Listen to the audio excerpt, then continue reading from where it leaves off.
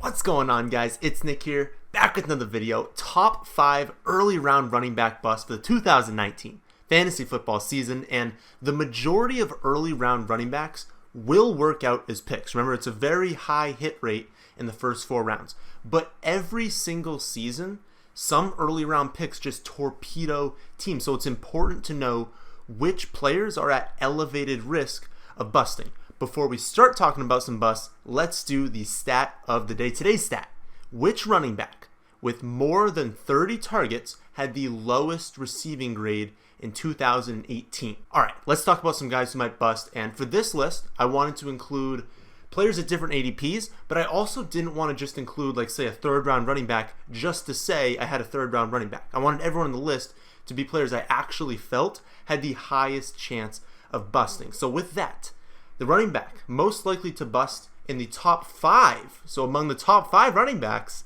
is Saquon Barkley. And the Giants are not going to be good this season. That's a big problem for Saquon. You know, over the last 7 seasons, only 7% of top 6 running backs came from teams in the bottom 10 in scoring. Eli Manning isn't going to be the starter at the end of the year. I'm convinced of this. But he is going to open the season as their top quarterback. You know, he has been dreadful over the past few years, and that's with Odell in the lineup. Manning has been much more productive when targeting Odell than any other receiver over his entire career, and Odell is gone. Where they're really going to notice a difference is on 3rd and long. He's not going to have Odell to bail him out of these difficult situations, so they're going to rely on passes to the running back a little bit more. And we know that passes to running backs on 3rd and long have an extremely low conversion rate. Over the last 6 years, Eli Manning has been PFF's 22nd, 20th, 27th, 37th, 27th, and 32nd rated quarterback. Last season, he had a lower pass grade than Carr, Flacco, Keenum, CJ Beathard, and Bortles. It is difficult to pay off in fantasy on a terrible offense, and it's extremely difficult to return top overall value. Barkley is going to get a ton of work on the ground and through the air, and he's going to be the top option in the red zone.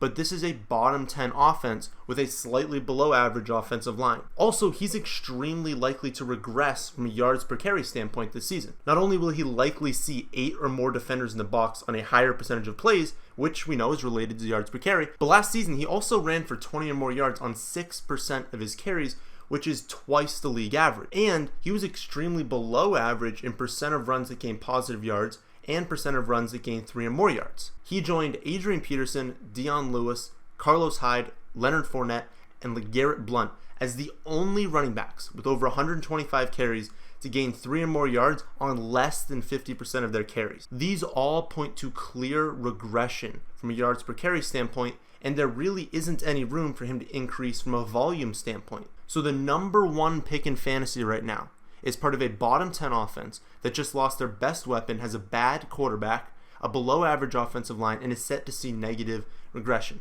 The most likely scenario is still that Saquon Barkley will finish as a running back 1. That is not something I'll deny. But using the top overall pick on him is not smart. He's currently my running back 4, but he's being taken as running back 1. I'd be much more comfortable drafting Zeke, Kamara, and McCaffrey ahead of them, especially after now knowing that Zeke will not be suspended. Second running back likely to bust is Todd Gurley, and if you followed me at all this season, then you saw this one coming. I advocate for elimination of risk during the first few rounds, so spending an early 2nd round pick on Todd Gurley is a bad idea. Gurley has arthritis in his knee, and they are planning on limiting his workload to try and keep him healthy. Last season, the Rams gave Todd Gurley, a running back, 4 years, $57.5 million contract, so they have incentive to keep him healthy as long as possible. They already gave him the contract. NFL teams are never going to tell us the truth. They're not incentivized to. It'd be kind of dumb for them to tell us exactly how they plan to use their players. Where they can't lie is through draft and free agency. We know exactly how they feel when they spend, say, a 1st round pick on a player. Well, it means they value that position. They really want that player.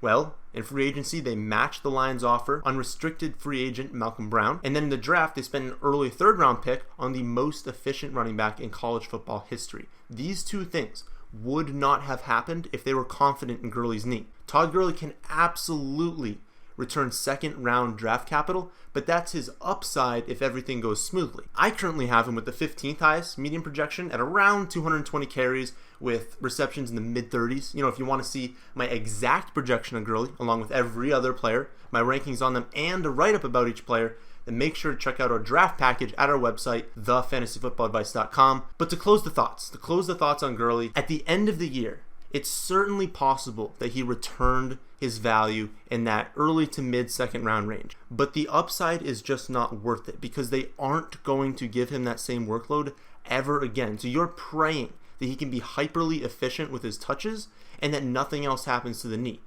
And there are still so many elite weapons in that early to mid second round range that it's just not worth the risk with Gurley because it is absolutely insane risk taking him. Next running back is Sony Michel, and I'm a Patriots fan, and I still can't justify drafting Michel at his current ADP.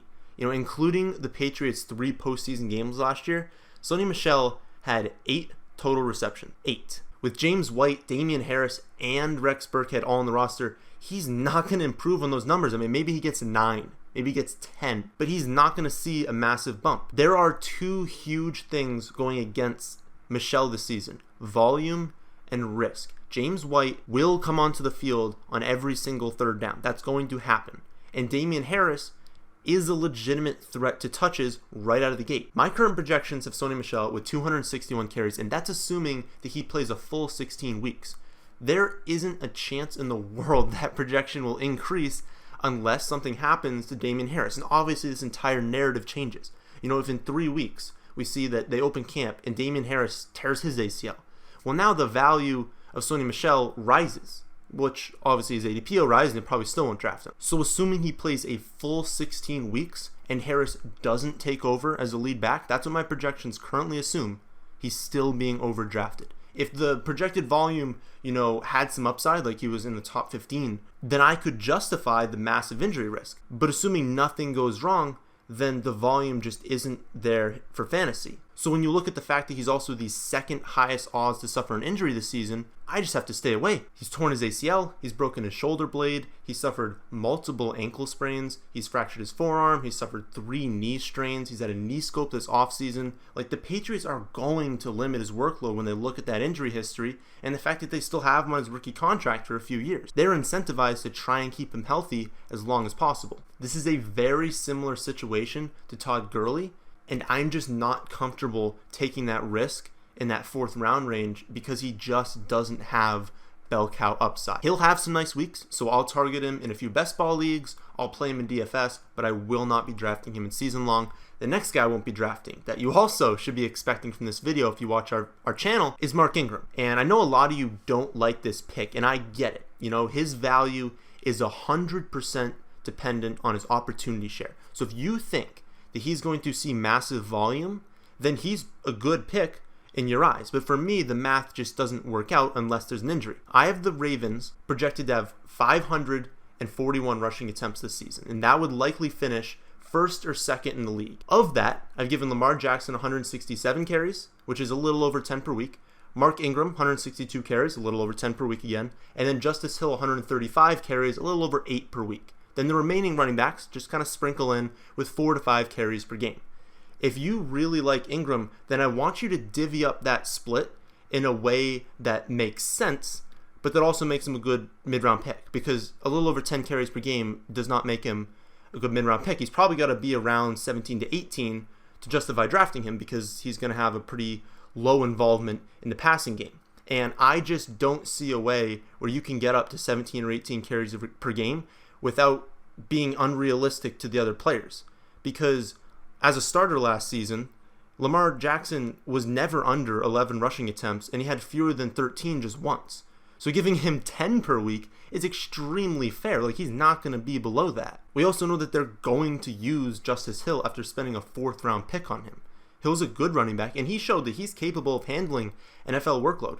Go back and look at his college stats. He's absolutely capable of handling an NFL workload. So giving him 8 carries per week is extremely fair. I just don't see Ingram paying off if he's even in that 12, 13, 14 carry per week range it's just not worth it because you're never going to feel comfortable starting him. Because remember, he isn't on the Saints offense. Like, the Ravens are good, but this is a different offense, and mobile quarterbacks throw dump-offs to running backs at a much lower rate than pocket passers do.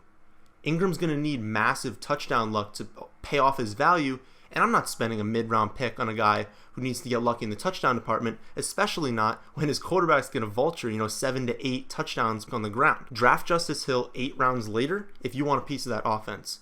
Or, better yet, just take Lamar Jackson as one of the best quarterback values there is. Last running back we're going to talk about is Chris Carson, and Chris Carson is honestly a really good NFL running back. He finished strong last season, 4 consecutive games of 15 or more fantasy points, but he also had 1 or fewer receptions in 8 of 14 weeks. And he benefited from touchdown luck. Russell Wilson ran for 0 touchdowns for the first time in his career last year. And Rashad Penny is likely to take over Mike Davis's workload and push Carson right out of the gate for a split 50-50. Penny was actually really good when he was given the opportunity last season, and he has a chance to win the starting job right out of camp. But let's say that Penny doesn't win the job and that Carson's still the 1A. There's still a pretty high chance of busting with this pick. Carson isn't going to catch that many passes, so if he doesn't get lucky with the touchdowns again, then it's going to be tough for him to exceed his ADP. And then there's also the injury concerns.